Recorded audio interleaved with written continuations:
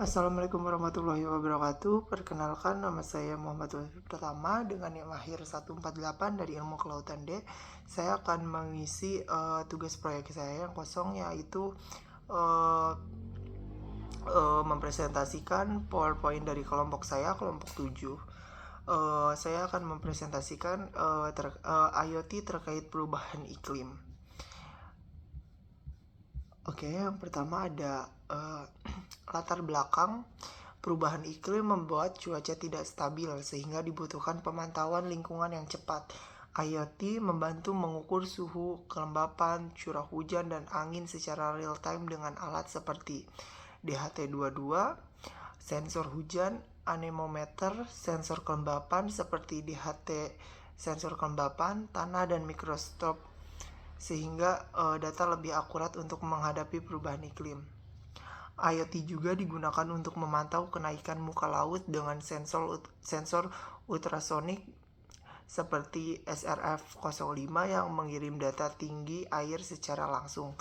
Teknologi ini membantu mendeteksi potensi banjirop lebih cepat sehingga langkah mitigasi dapat dilakukan segera.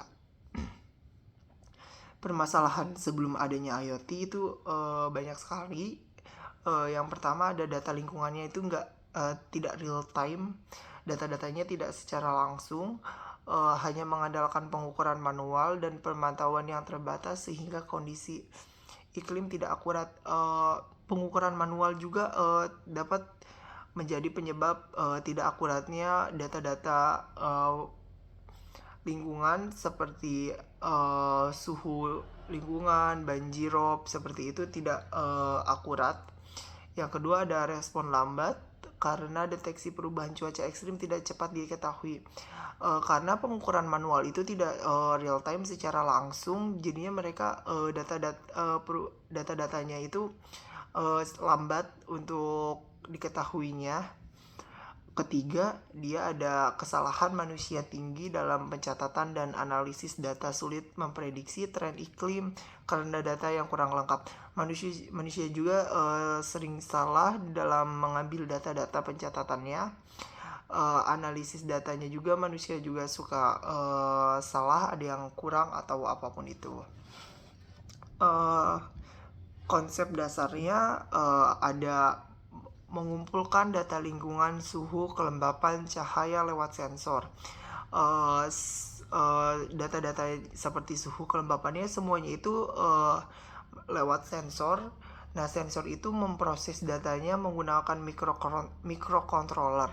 Nah, setelah data-datanya sudah diproses oleh microcontroller itu mengirim datanya ke internet atau iCloud untuk memantau jarak jauh. Kita bisa memantau jarak jauh dari manapun dengan menggunakan internet atau iCloud. Keempat, ada mendeteksi perubahan ekstrim terkait pemanasan global. Kelima, ada memberikan respon seperti contohnya LED yang menyala saat kondisi tidak normal. Jika contohnya seperti jika air sedang pasang, LED akan menyala atau berbunyi seperti itu. Selanjutnya ada water station. Stasiun cuaca IoT perangkat otomatis untuk memantau kondisi atmosfer menggunakan sensor suhu, kelembapan angin, dan curah hujan. Data cuacanya diproses oleh microcontroller dan dikirimkan secara real time melalui jaringan internet. Data-data yang sudah diproses oleh microcontroller itu dikirim secara langsung kepada jaringan internet.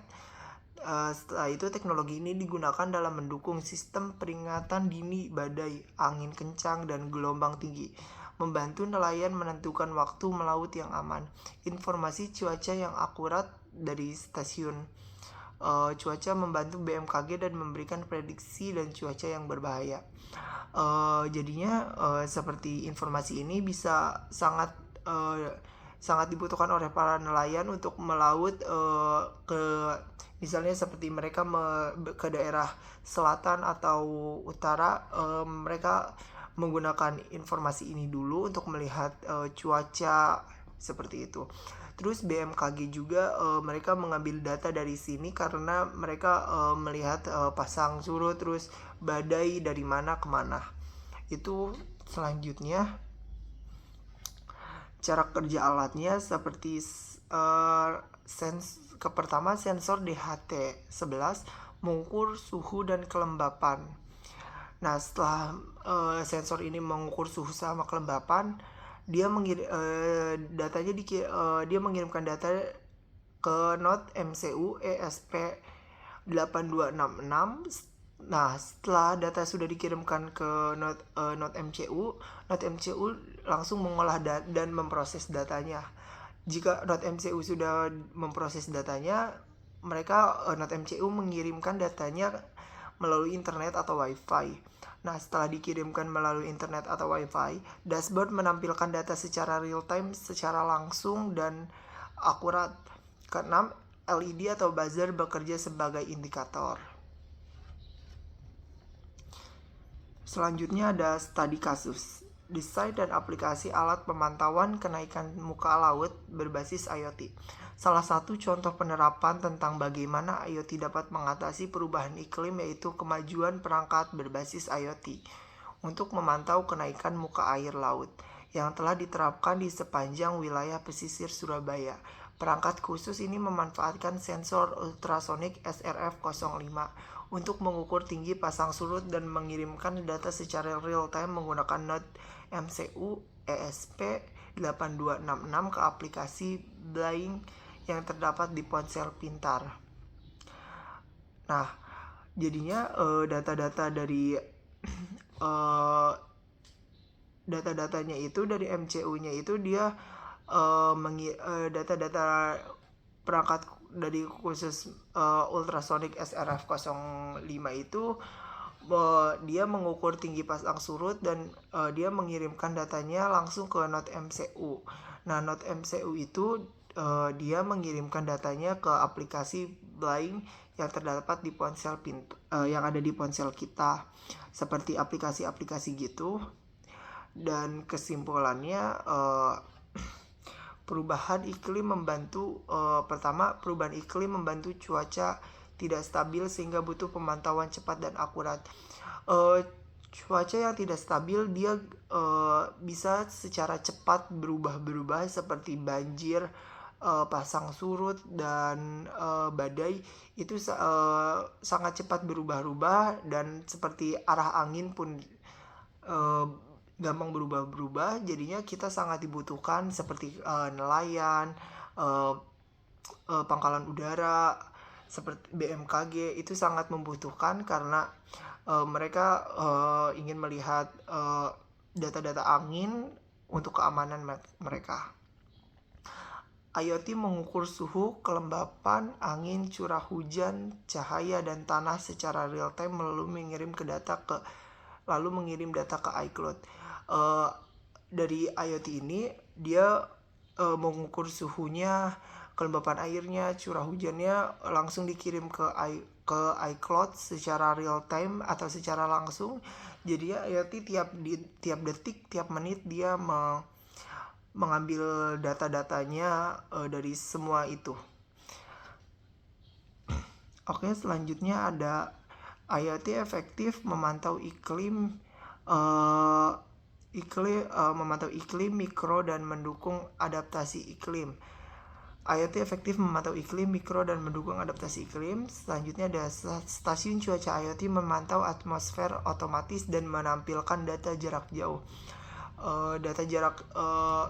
Stasiun IoT itu dia juga memantau atmosfer bumi dan dia menampilkan data secara jarak jauh. Dari manapun data itu kita bisa melihat ya. Dari sejauh manapun yang kita tidak bisa tuju, IoT itu bisa mengirimkan data secara langsung. Selanjutnya kesimpulan itu, dan menurut saya IoT sangat penting untuk di zaman sekarang untuk mengambil data dari cuaca, dan banyak pekerjaan yang membutuhkan IoT seperti banyak pekerjaan yang membutuhkan data-data IoT seperti pilot, seperti nelayan, seperti BMKG itu butuh sekali. Terima kasih, sekian dari saya. Wassalamualaikum warahmatullahi wabarakatuh.